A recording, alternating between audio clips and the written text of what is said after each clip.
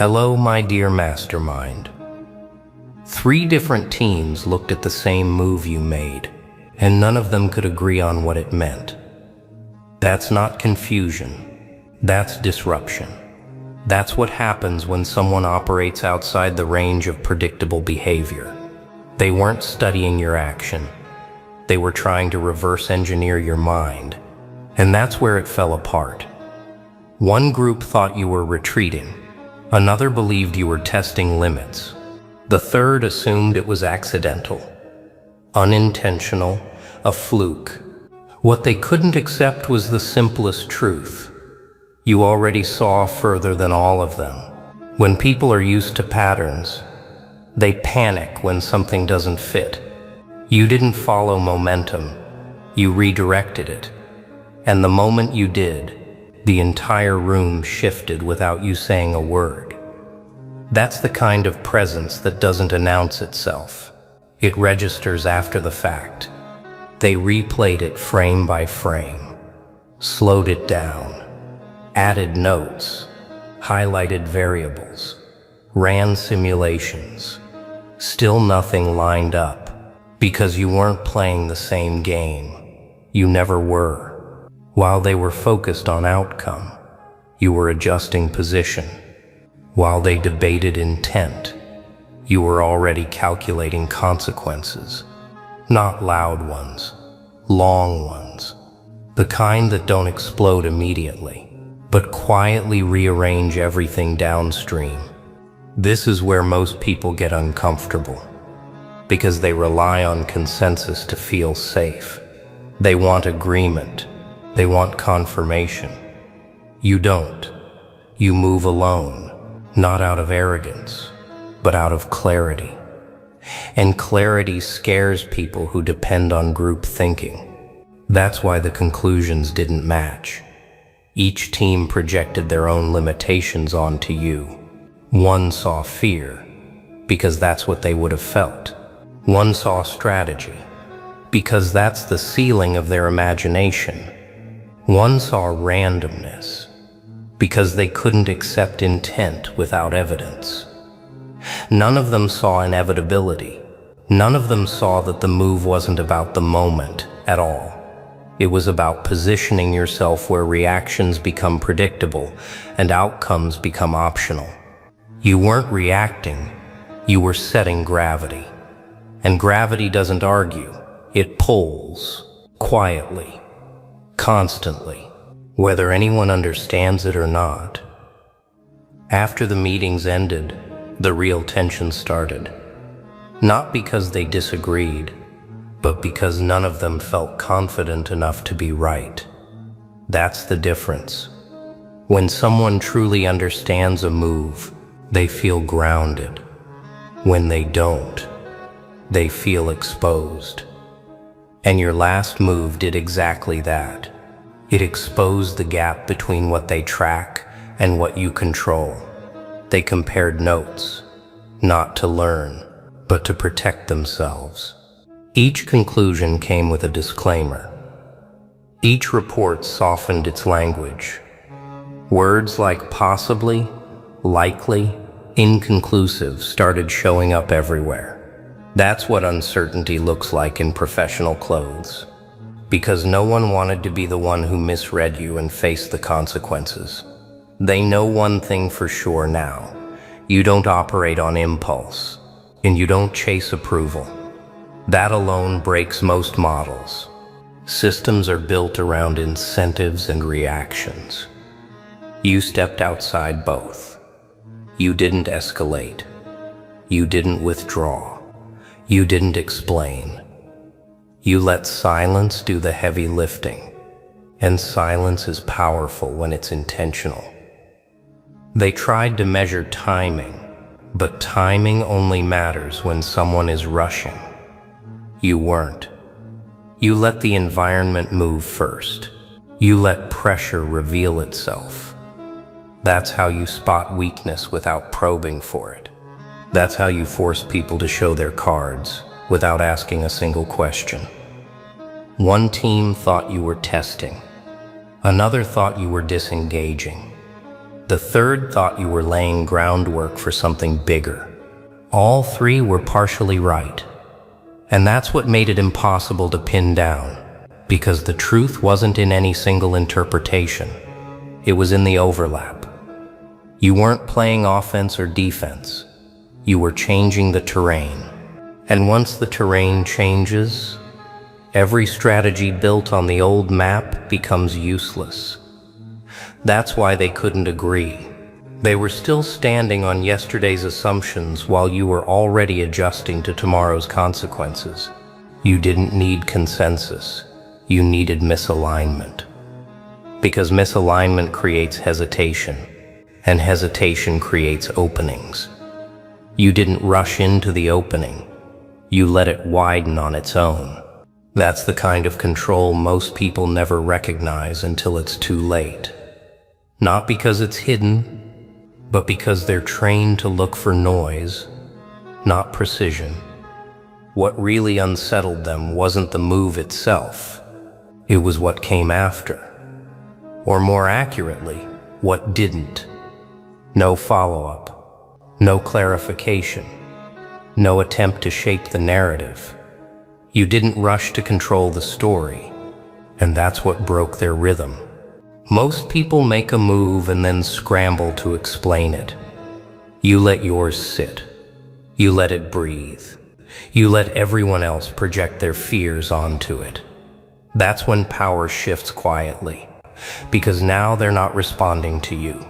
They're responding to their own assumptions.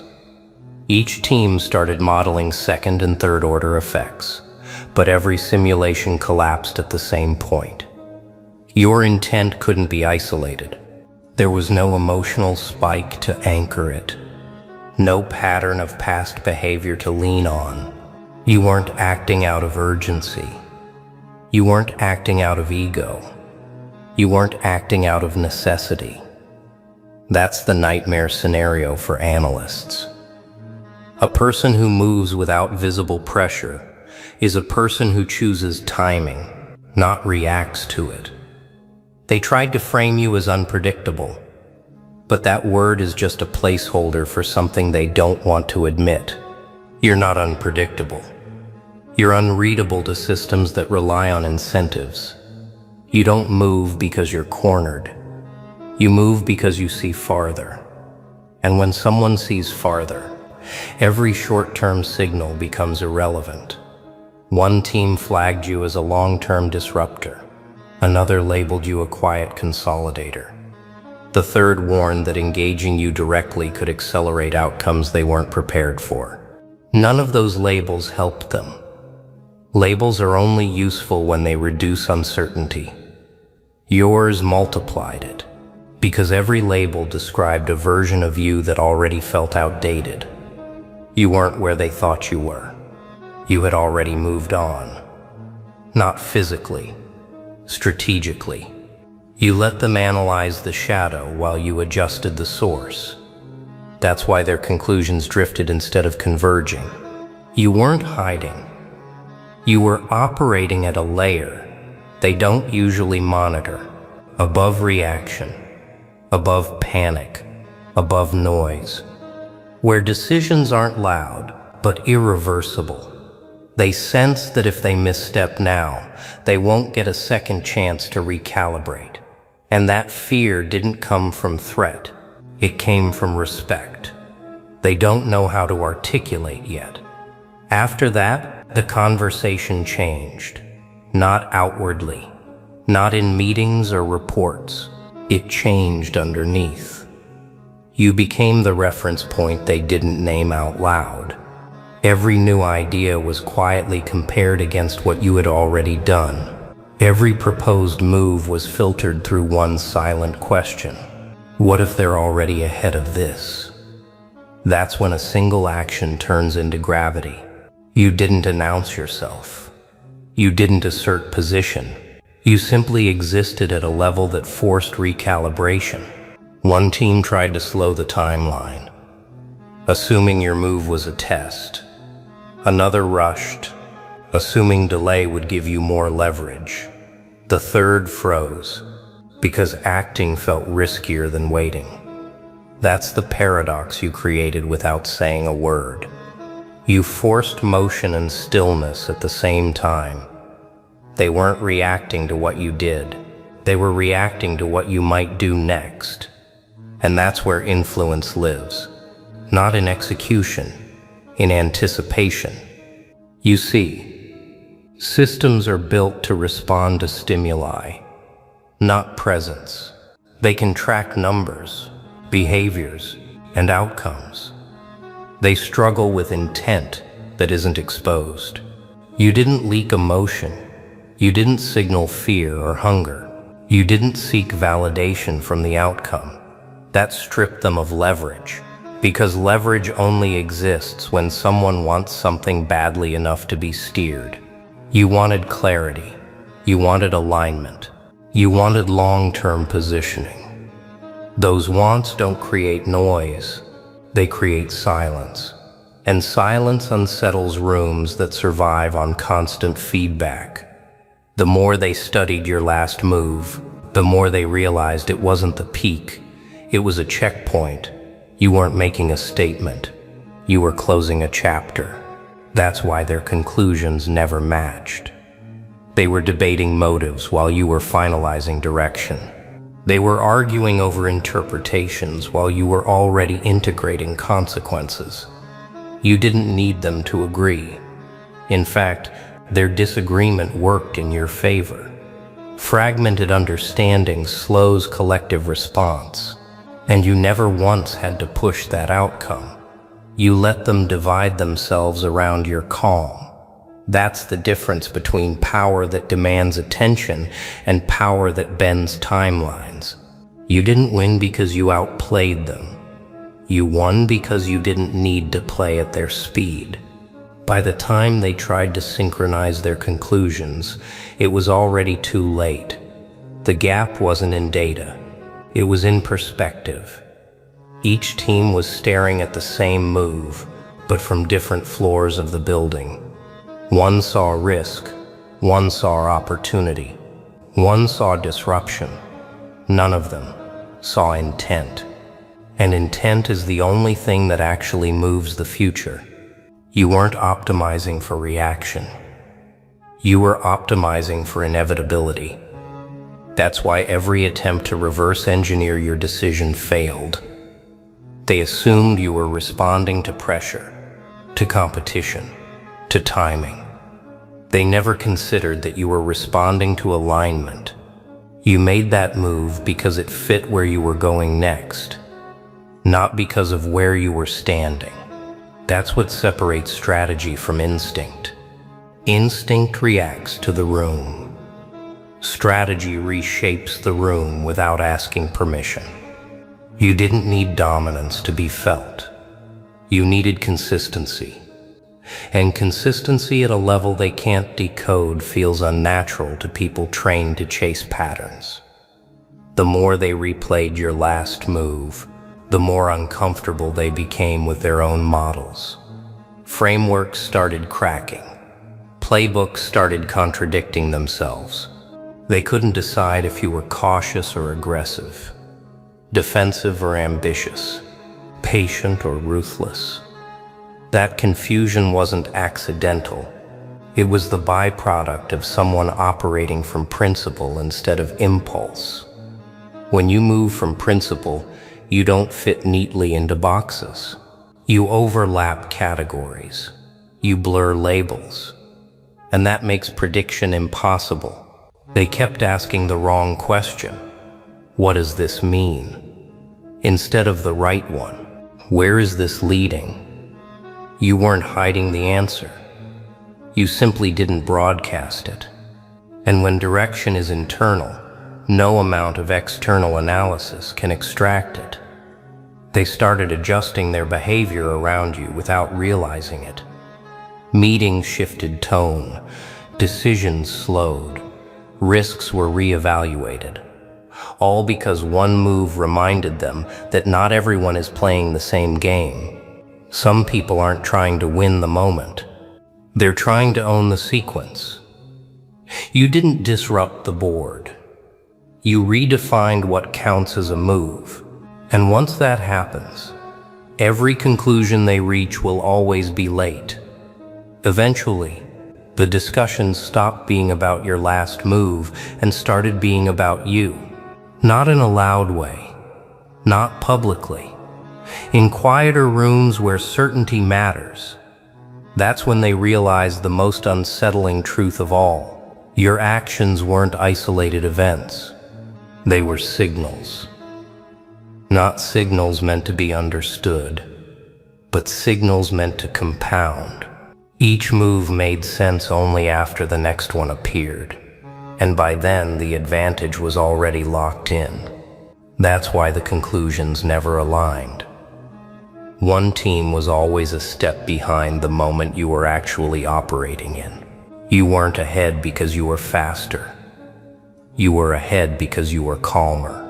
While they rushed to interpret outcomes, you were measuring momentum. While they argued about meaning, you were adjusting trajectory. You never needed agreement to validate direction. You trusted the process you built when nobody was watching. That's the part they couldn't quantify. Discipline without applause, confidence without confirmation, vision without explanation. People trained to analyze patterns struggle when they encounter someone who doesn't need feedback to move forward. Your silence wasn't emptiness, it was compression. Pressure stored over time, and when compressed intent finally moves, it doesn't announce itself. It simply changes gravity. That's why even now, long after that last move, they're still referencing it, still teaching it, still debating it. Not because it was dramatic, but because it exposed a limit in how they think. You didn't break their models by being unpredictable. You broke them by being consistent at a level they don't operate from. And that's the quiet power they felt but couldn't name. You're not difficult to understand. You're operating from a layer they haven't earned access to yet. And until they do, every conclusion they reach about you will remain incomplete. What they never admitted out loud is that your presence forced a mirror on their own limits.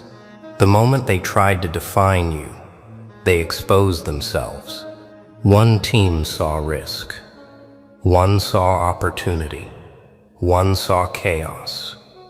And all three revealed what they value, fear, and misunderstand. You became the variable that proved their frameworks were incomplete. Not because you outplayed them in a single moment, but because you operate from a deeper alignment. You don't react to pressure, you generate it. You don't chase leverage, you become it. That's why your last move still echoes. It wasn't loud, it wasn't dramatic, it didn't beg for attention, it simply worked. And when something works without noise, without validation, without permission, it unsettles people who rely on structure to feel safe. You didn't confuse them by being mysterious. You confused them by being grounded, by knowing when not to move, by understanding timing instead of urgency, by trusting restraint over impulse. That's a language most never learn, so they study. They replay, they debate, and still they can't agree, because the truth is simple and uncomfortable. You're not playing their game. You never were. You're building something internal that doesn't need consensus to function. And the moment they realized that, the analysis ended and the respect began. Not admiration, respect. The kind that stays quiet, the kind that changes behavior, the kind that makes rooms adjust when you enter, even if no one speaks your name. 3 teams analyzed your last move. None of them reached the truth, because the truth wasn't in the move, it was in the mind that made it. And here's the part they never put in the report. The moment after the analysis ends. The silence that follows when no framework fits. That's when something shifts. Not in you, in them. Because deep down, they recognize a truth they can't document. You operate from a layer they don't have access to. Not intuition alone, not logic alone. Something fused, experience refined into instinct, pain converted into precision, time compressed into clarity. That's why every conclusion they reached felt incomplete. They weren't missing data, they were missing perspective. You didn't win by being unpredictable. You won by being inevitable, by understanding cycles instead of moments, by seeing consequences before actions, by knowing when absence speaks louder than presence. That's why the room changed after your move. Not because of what happened, but because of what will happen next. They sensed it. The future tilt. The advantage already secured. You didn't announce dominance. You embodied direction. And direction doesn't argue. It pulls. That's why people adjust around you without realizing why. Why decisions suddenly lean your way. Why resistance softens into caution. Why observation replaces confrontation. You've crossed a line most never notice. The point where effort gives way to alignment. Where force becomes unnecessary. Where momentum sustains itself. They'll keep studying. They'll keep debating. They'll keep trying to decode what makes you different. But the answer won't appear in charts or theories. It lives in how you move when no one's watching, how you choose restraint over reaction, how you trust your timing over applause. That's the real conclusion. None of them wrote down. You're already ahead. Not because you rushed, but because you waited until the moment was yours.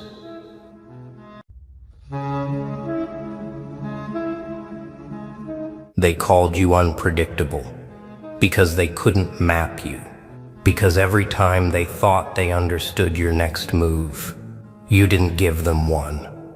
You paused when they expected reaction. You advanced when they expected hesitation. You stayed silent when they prepared for noise. To them, that felt like chaos. But chaos is only what people call patterns. They don't have access to. What they labeled as unpredictability wasn't randomness. It was exactness. Operating outside their expectations. You weren't changing direction impulsively. You were adjusting position based on information they didn't even realize was being gathered. While they were watching outcomes, you were tracking conditions. While they were reacting to moments, you were measuring sequences. That's why your timing never made sense to them in real time. Precision doesn't announce itself. It reveals itself after the fact. In the moment, it looks calm, detached, sometimes even careless. But later, when the results settle, when the room goes quiet, that's when they start retracing steps and realize nothing you did was accidental. Every pause had purpose. Every shift had intent. Every decision landed exactly where it needed to. They weren't watching unpredictability. They were watching someone operate without broadcasting their calculations. And that unsettled them more than aggression ever could.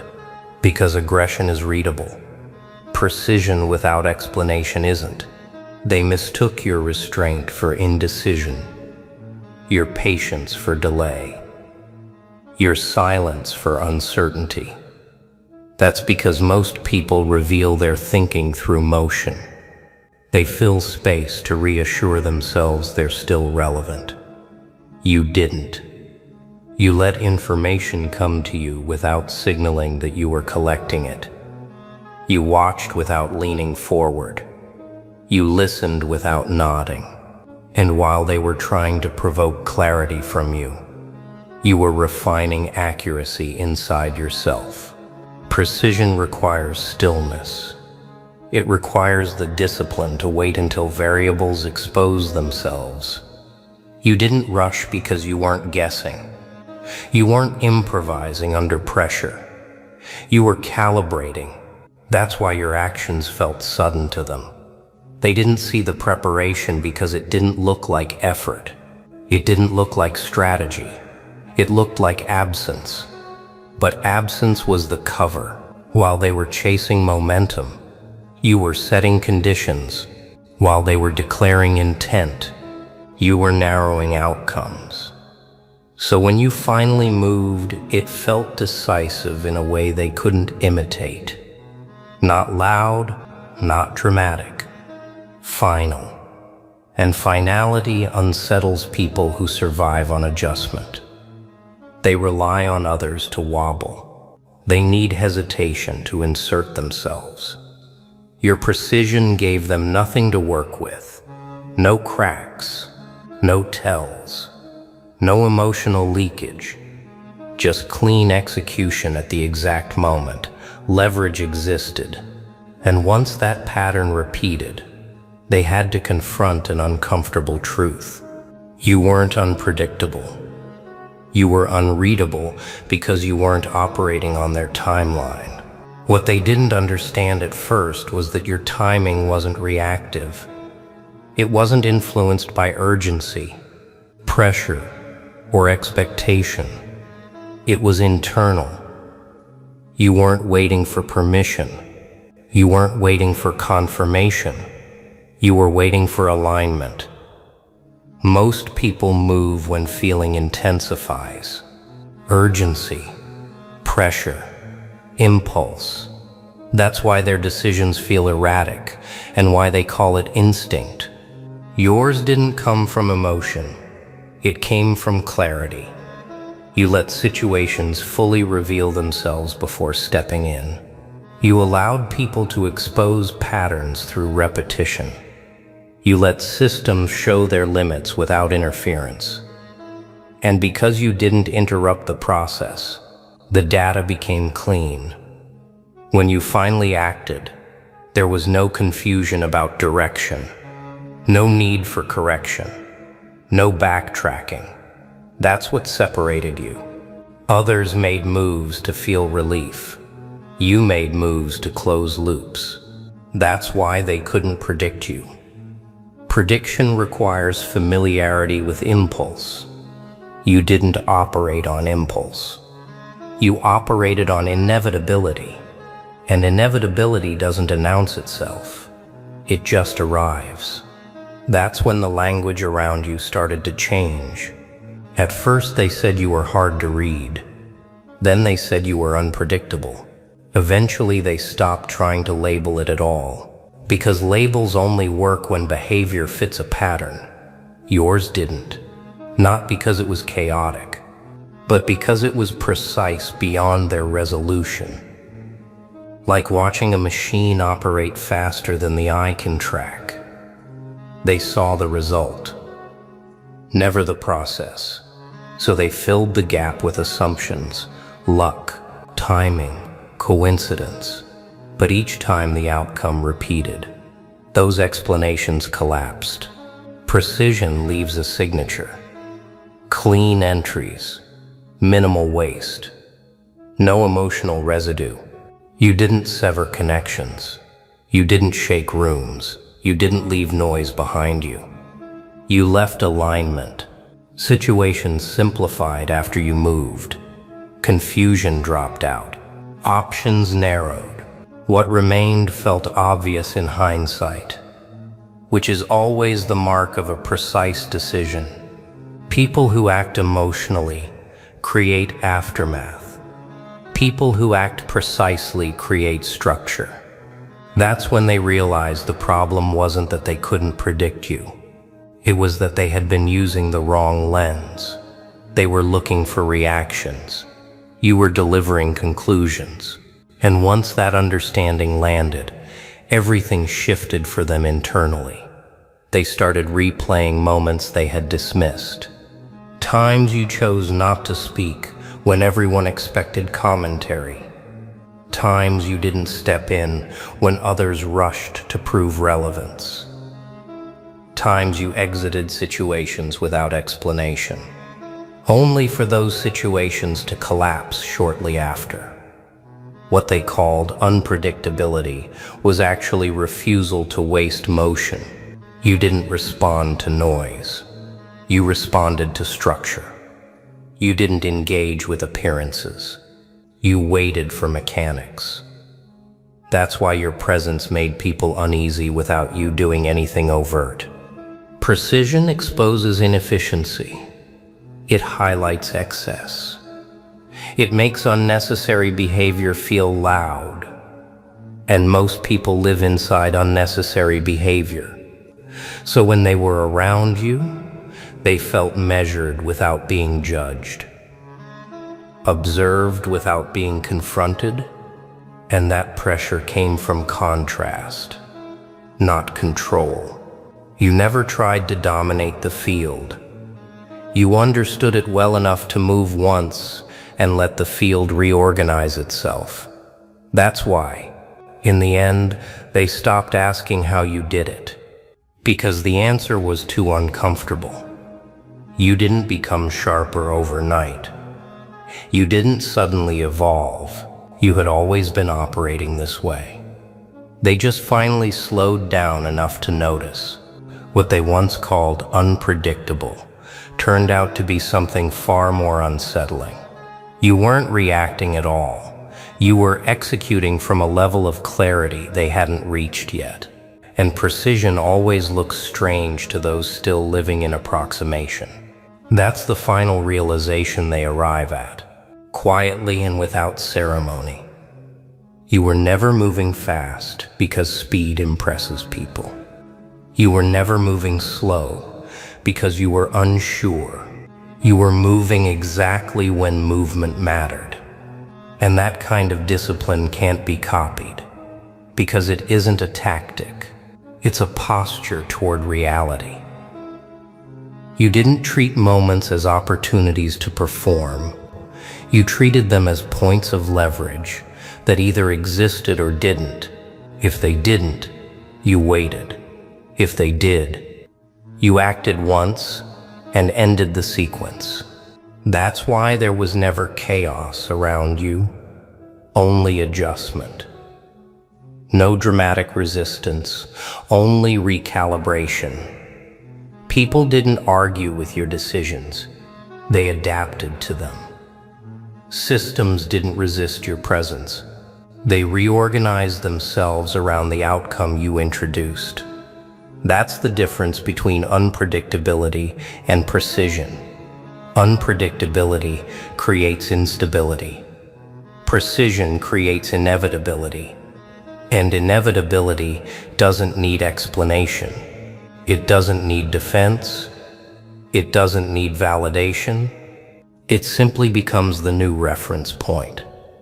That's what unsettled them most. Not that they couldn't read you, but that once they understood you, they realized they had been living in approximation this whole time, guessing, reacting, adjusting endlessly. You showed them, without saying a word, that there was another way to operate. One where silence gathers information, where patience sharpens outcomes, where action is so exact it feels like fate afterward, that you weren't ahead of them by chance. You were ahead because you waited until action was unavoidable. And once they recognized that, they stopped trying to match your pace. Precision doesn't invite competition. It settles the field, and that's where it resolves for them. Not with confrontation, not with full understanding, with acceptance. They finally see that what unsettled them wasn't your actions. It was the absence of waste behind them. You left no excess to analyze, no emotional residue to examine, You didn't telegraph intent or explain outcomes. You moved cleanly and left nothing to negotiate with afterward. That's why they stopped trying to read you. Reading is only useful when someone is still deciding. You weren't deciding. You had already decided long before the moment arrived. While they were still weighing possibilities, you were waiting for inevitability to surface. And when it did, you didn't hesitate. You didn't accelerate. You stepped in and closed the sequence. That's why time feels different around you. Not rushed, not delayed, resolved. People sense it now. They feel that when you're present, things don't spiral. They settle. Not because you control them, but because you remove excess. And excess is where confusion lives. They once called you unpredictable because they couldn't track your moves. Now they know better. You weren't hard to read. You were operating at a resolution they couldn't perceive. Precision always looks like mystery until the moment it's understood. And by the time it is, the outcome has already locked. That's the quiet ending they never expected. No reveal, no speech, no moment where you explain yourself and let them feel caught up. You didn't give them closure, because closure is for people who were part of the process. They weren't. They were spectators trying to reverse engineer a finished outcome. And finished outcomes don't reopen themselves for commentary. The truth settled in slowly. You weren't adapting to the environment. You were letting the environment expose itself before you touched it. That's why every move you made aged well. No regret, no revision, no need to justify it later. While others keep explaining past decisions, you move forward without looking back because nothing was rushed. Nothing was emotional. Nothing was accidental. What they once called unpredictable was simply you refusing to act before reality finished speaking. And once reality finished, you responded once, cleanly, permanently. That's why there's no debate left now. No curiosity, no speculation. Just a quiet recalibration around you.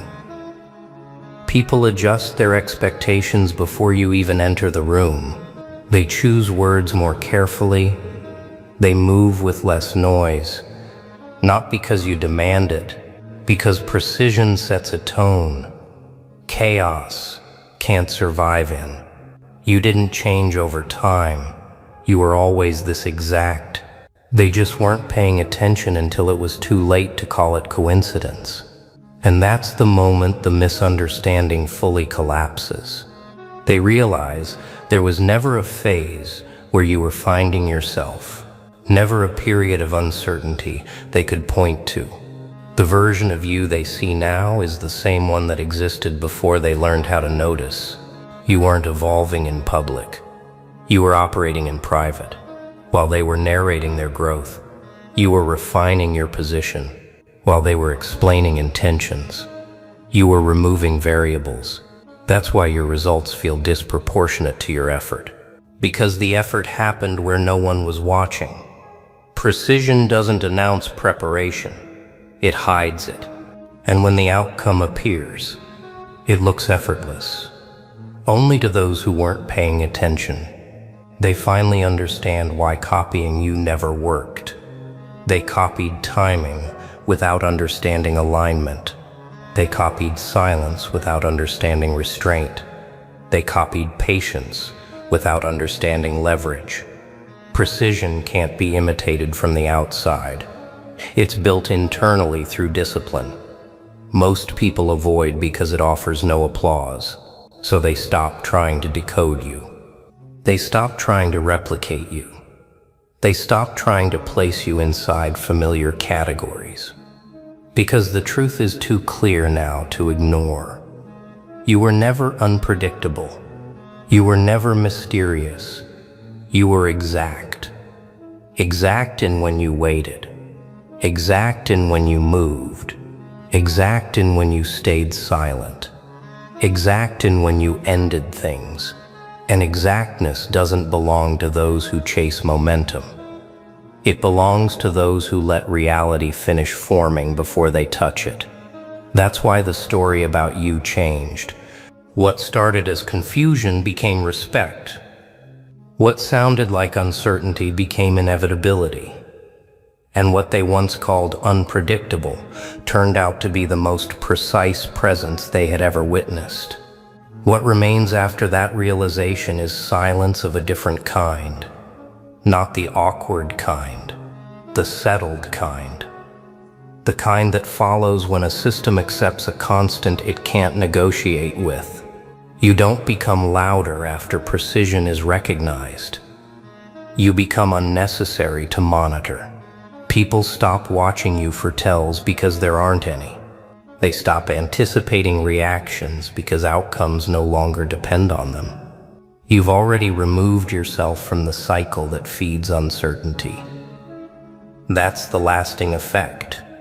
Not fear, not admiration, stability. When you're present, situations don't escalate. They clarify. When you're absent, momentum doesn't collapse. It continues along the path you set. That's how they know it wasn't personality or performance. It was structure. And structure doesn't fade. It persists quietly, doing its work without permission. You don't need to explain this to anyone. Explanation would imply doubt. The environment already adjusted. The conclusions already formed. The noise already fell away. What's left is a clean understanding that doesn't need reinforcement. You weren't ahead because you moved faster. You were ahead because you waited longer than anyone else could tolerate. And once that's seen, it can't be unseen. The room already knows how to behave. Reality already knows how to respond. And you don't need another move to prove it. That's where it fully settles. Not as a lesson, not as a warning, not as something people quote later to sound insightful. It settles as orientation, the kind that changes how rooms function even when you're not in them. You don't have to be present for the effect to remain, because what you introduced wasn't behavior, it was calibration. People learned, without being taught, that reacting early costs accuracy, that speaking too soon leaks leverage. That movement without clarity creates noise that never fully disappears. That movement without clarity creates noise that never fully disappears. They absorbed that by watching you refuse to participate in it. And once that awareness takes hold, it doesn't fade. It quietly reshapes how they move afterward. That's the final proof. Influence that doesn't ask for recognition. Impact that doesn't need repetition. You didn't leave an impression. You altered standards. The environment doesn't remember what you said. It remembers how unnecessary everything else felt once you were there. And that's why nothing needs to follow this. No next act, no escalation, no reveal. Precision completes itself. It doesn't look for an audience. It doesn't circle back for validation. It closes the loop and leaves. And anyone still trying to figure you out will always be a step behind. Not because you're hiding, but because you're finished. After that, nothing dramatic happens. No confrontation, no reckoning. Just a quiet shift in how people behave when your name comes up. Fewer opinions, more certainty. They don't debate you anymore because debate implies uncertainty, and uncertainty no longer exists. They reference you the way people reference fixed points, not to analyze, but to orient. When decisions stall, they remember how you waited. When noise rises, they remember how you removed excess. When urgency pressures them to act, they remember that you never moved until reality finished speaking. And without trying to follow you, they find themselves slowing down, choosing better moments, saying less, doing less, but doing it cleaner. That's the residue you leave behind. Not imitation, calibration. You didn't give them a method. You demonstrated a standard, and standards don't need enforcement. They persist because everything else feels inefficient by comparison. So the story ends where it always did, with no explanation required, no final word, no proof demanded. The environment already adjusted, the conclusions already formed, the pattern already settled. You didn't change the game by pushing harder. You changed it by waiting until action was the only remaining option. And once that's witnessed, precision becomes lasting. That's the real ending. Not applause, not recognition, quiet permanence. The kind that doesn't announce itself but never leaves. People don't try to challenge what you established because there's nothing to challenge. They don't try to outperform it because it isn't a performance. It's a baseline. You showed them what happens when attention is disciplined, when silence is intentional, when action is delayed until consequence becomes unavoidable. And once that standard exists, everything else feels rushed. Everything else feels noisy. Everything else feels incomplete. You don't need to return to prove anything. You don't need to explain what they missed. The pattern already taught them. The space already adjusted. The memory already rewired. How they approach moments that matter. That's the kind of impact that doesn't decay. Precision doesn't fade with time.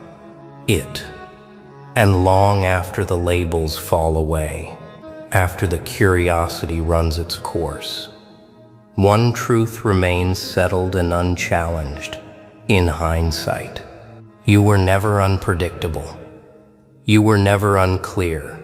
You were operating from a level where waste doesn't exist and timing doesn't argue.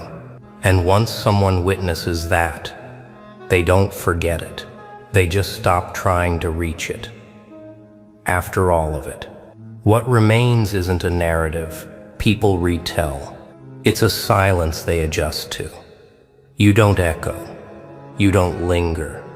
You don't invite interpretation. You leave behind a condition where excess feels obvious and haste feels expensive. People hesitate before acting, not because they avoid being wrong, but because they've learned that accuracy has weight. They learned it from watching you wait, from watching you refuse the comfort of motion until reality aligned itself.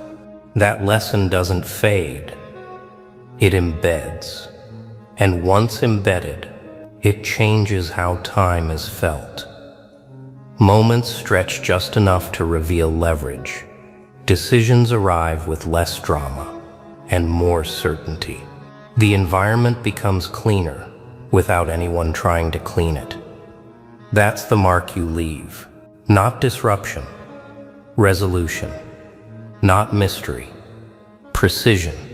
You don't return to finish anything because nothing is unfinished. The loop is closed. The standard is set. The field knows how to respond. And you move on without looking back, not out of detachment, but because precision doesn't revisit what's already settled. This is where it ends, not with explanation, not with recognition, with acceptance, so complete it no longer needs words. You didn't teach anyone how to act. You showed them what happens when action is no longer compulsive. You didn't argue against noise. You made it unnecessary.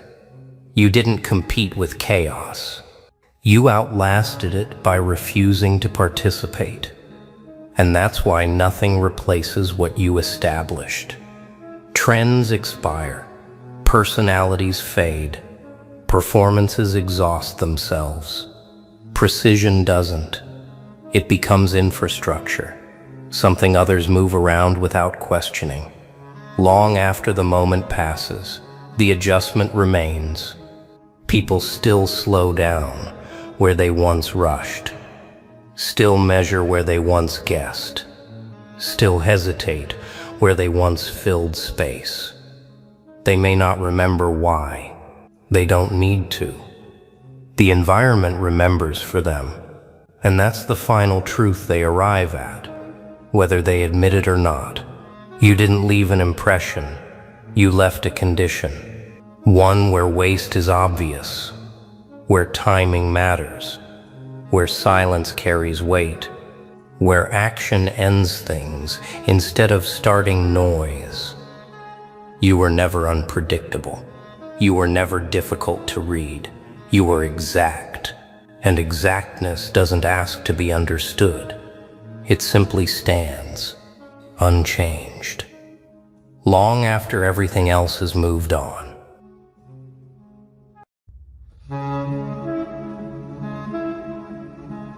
You didn't go looking for anything. You didn't dig, investigate, or force the situation open. You simply moved the way you always do. And something reacted, something that wasn't meant to be examined. That's what unsettled them first. Not your intent, but the effect. Structures don't like unintended exposure. People don't either. Because when something hidden reacts without being touched, it means it was already unstable. Whatever you triggered wasn't created by you. It was revealed through you. And that distinction matters more than they want to admit. At first, they treated it like a coincidence, an anomaly they could explain away later. But the reactions kept compounding. Conversations started changing tone. Familiar certainties lost their confidence. People who usually spoke with authority began qualifying their statements, not because you challenged them, because something they assumed was settled no longer felt reliable. You didn't accuse anyone. You didn't point anything out. You didn't even acknowledge what shifted. And that silence made the exposure louder, because when nothing is said, there's nothing to argue with. They couldn't contain it by responding to you. They couldn't redirect it by reframing the narrative. Whatever moved was already in motion. You just walked past at the wrong time for them. That's when reconsideration began. Not all at once. Quietly. Individually. The kind that doesn't announce itself, but changes how people look at everything they thought was solid. What made it impossible to contain wasn't the scale of what surfaced. It was the lack of resistance it met. Usually, when something hidden is exposed, there's pushback, denial, counter-narratives, attempts to regain influence. None of that worked here, because there was nothing to push against. You didn't escalate the moment. You didn't react with satisfaction or concern. You didn't behave like someone who had found something. You behaved like someone unaffected by it. And that unsettled them more than confrontation ever could. When exposure meets indifference, it strips away the last defense. They realized they couldn't manage this by managing you. You weren't participating in the correction cycle they relied on. That's when they started talking among themselves instead. Quiet conversations, careful wording, reframing assumptions that had been treated as fact for years. Not because you demanded answers, but because your presence made certain explanations stop working. The thing you triggered didn't expand. It destabilized, like a pressure point that weakens a structure once touched. And once that process begins without visible cause, every conclusion that depended on that structure has to be revisited. They weren't afraid of what was revealed. They were unsettled by how easily it unraveled. That's when the focus shifted from what was exposed to who had been relying on it. Reconsideration didn't stay external for long. It moved inward. People began revisiting their own positions. Not publicly, not defensively, but privately, where honesty is harder to avoid. They replayed moments they once felt confident about, and noticed the cracks they'd ignored. Decisions that made sense before now felt rushed. Certainties they spoke with authority about now required qualifiers. Not because you challenged them, but because something they built those certainties on had quietly failed. You became the point of comparison they didn't want, the moment after which explanations no longer held the same weight. And the unsettling part was that you didn't capitalize on it. You didn't claim insight. You didn't use the shift.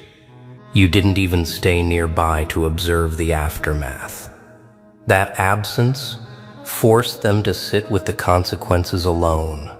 When someone triggers exposure and then disengages, there's no external force to blame, no opponent to argue with, no narrative to redirect. What remains is responsibility, and responsibility is what makes people reconsider everything. Not loudly, not immediately, but thoroughly. What made it difficult to dismiss was the timing. The exposure didn't arrive when they were prepared to explain it away. It arrived when they were comfortable, when assumptions had hardened into routine, when no one was guarding the structure anymore because everyone believed it was solid. That's when the smallest shift does the most disruption. You didn't act on the foundation. You walked across it, and it cracked under its own weight. That's the detail they keep circling back to. If it had required effort, intention, or confrontation, they could have framed it as conflict, but it didn't. It required nothing from you, and that's what removed the option to reverse it. Once people realize a structure can fail without resistance, trust in it weakens entirely. They begin scanning for other blind spots, other things they accepted without question. And that scan doesn't stop once it starts. You didn't begin a debate. You initiated a recalibration. The kind that spreads quietly and completes before anyone can coordinate a response. That's why no one talks about fixing what happened. There's nothing to fix. The structure already showed it couldn't hold. And once that realization exists, reconsideration isn't a phase. It becomes ongoing. After that point, normal wasn't an option anymore. Not because everything collapsed, but because everything felt provisional. People kept functioning, kept speaking, kept making decisions, but with an awareness that hadn't been there before. Like a flaw you can unsee once you notice it. They measured their words more carefully. They hesitated before leaning on old assumptions. They noticed how often certainty had been convenience rather than truth, and all of it traced back to the same quiet moment. Not an argument, not an exposure, just a reaction that shouldn't have happened if everything was as stable as they believed.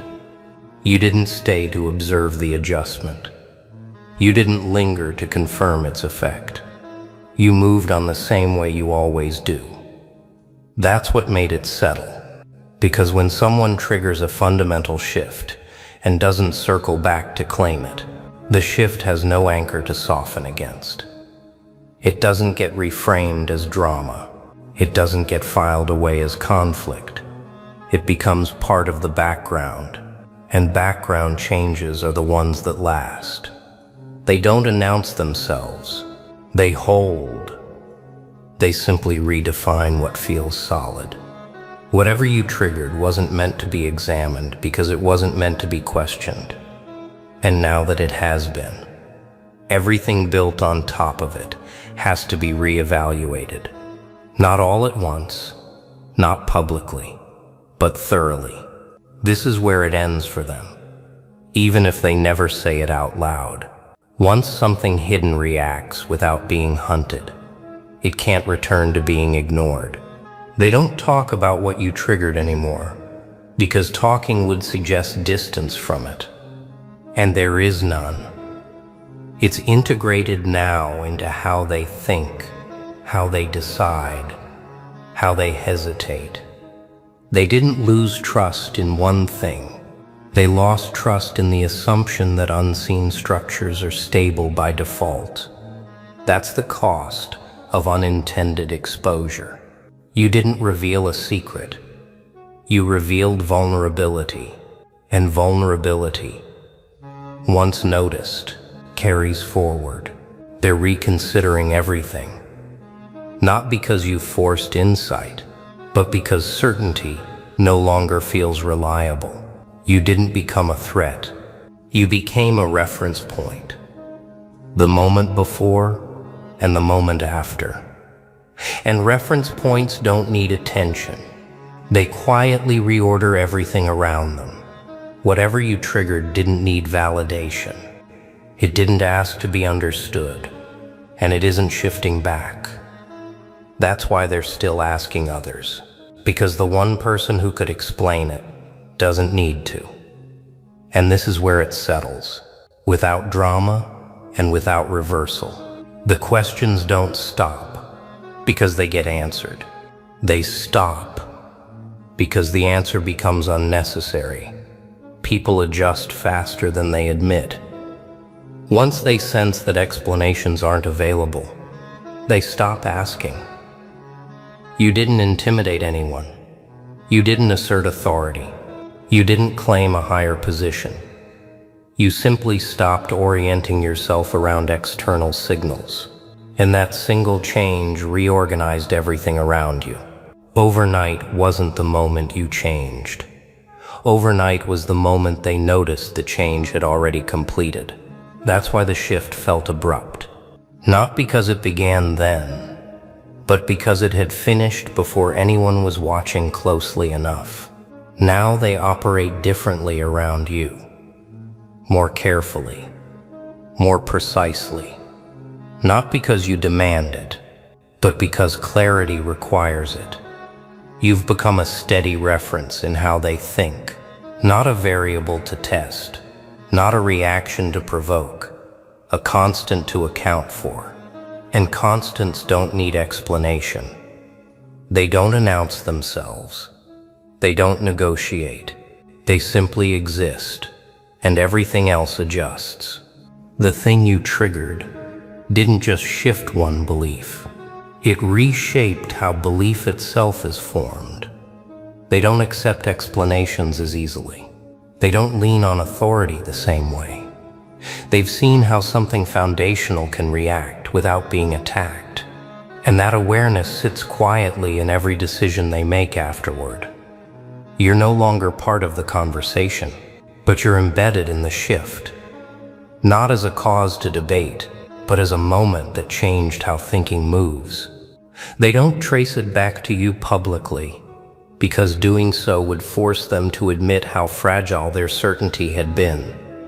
Instead, it shows up in behavior, in restraint, in recalibration, in the way confidence now arrives slower and leaves faster. Whatever you triggered didn't open a mystery. It ended availability. And when availability ends without confrontation, without explanation, without collapse, the environment adapts instinctively. That's why nothing escalated. That's why no one challenged it directly. Curiosity no longer drives interaction the way it used to. What remains is alignment with reality as it is, not as they expected it to be. This doesn't fade with time. It doesn't drift back to old habits. And that's why they're still asking others instead of you, because the shift didn't create something new. It clarified what was already complete. What lingers after everything settles isn't confusion, it's recalibration. People move differently now, even when they don't consciously connect it to you. They pause longer before making assumptions. They hesitate before applying pressure the way they used to. Not because they're afraid, but because experience reshaped their expectations. They learned that not every shift announces itself. Not every change looks like effort. Some transitions finish quietly, and by the time they're noticed, they're already set. You became the reference point for that realization, not as a lesson you taught, but as a state they came to recognize. They stopped trusting observation as authority. They stopped mistaking patience for access. They realized that attention does not equal insight, and proximity does not equal permission. You didn't block their view. You showed that the view was never the path to understanding. From then on, they hesitate before labeling silence as calculation, calm as delay, restraint as strategy, because they remember how confidently they once watched you, and how incomplete that confidence turned out to be. You didn't become clearer over time. You stayed the same. It was their certainty that thinned, and that thinning doesn't reverse. They move differently now. Speak less definitively. Watch without assuming influence comes with it. You didn't teach them by correcting conclusions. You taught them by never adjusting to their gaze. The ones who watched closely revised their assumptions, because they learned something that stays learned. Some people are not revealed by observation. They reveal the limits of observation itself. And once that limit is recognized, it doesn't need to be crossed again. This is where it settles without reopening. The ones who watched closely don't turn into critics or believers. They become aware of a boundary they hadn't noticed before. They understand now that attention isn't influence when it doesn't change what it observes. That certainty isn't earned by patience when the subject isn't oriented toward the observer. You didn't escape their understanding. You made it unnecessary. They stopped trying to explain you to others because explanation would require confidence they no longer carry. They stopped filling silence with interpretation because they remember how inaccurate that felt. What remains is clarity, not about who you are, but about how little control watching actually gives. You stayed aligned to something internal and unmoved by scrutiny. Their assumptions dissolved because they were never anchored as firmly as they believed. And once that realization settles, it doesn't fade. They don't circle back. They don't retry with better tools. They accept the limit and move accordingly. The ones who watched closely revised their assumptions, not because you changed, but because their way of seeing reached its edge. You didn't confront them. You didn't clarify anything. You simply remained consistent long enough for certainty to thin on its own. And that kind of ending doesn't need emphasis. It becomes the new baseline. What they carry forward isn't curiosity anymore. It's restraint that appears before thought does. The ones who watched closely no longer rush to interpret silence or decode calm. They remember how attention failed to grant insight, how patience didn't unlock clarity, how certainty thinned the longer you remained unchanged. That memory reshapes how they move through every situation after. They watch less aggressively. They assume less confidently. They understand now that observation only has influence when the subject responds to it. You never did. And because of that, watching you taught them more about the limits of their own certainty than about you. You didn't demand respect.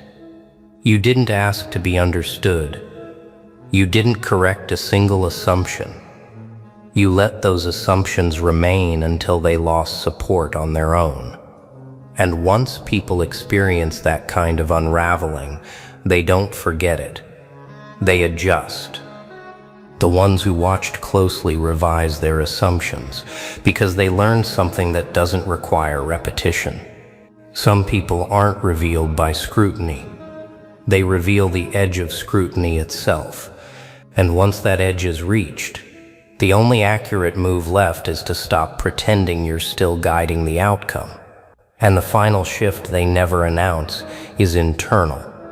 They don't talk about it. They don't frame it as a lesson.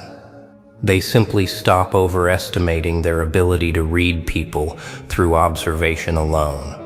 The ones who watched closely learn that some individuals don't leak truth under attention because their truth isn't reactive. It isn't assembled in response to pressure. It's already formed. You didn't close yourself off. You didn't become opaque. You stayed exactly as you were. And that steadiness showed how much of their certainty relied on others bending when watched. From then on, they approach moments with less confidence and more precision.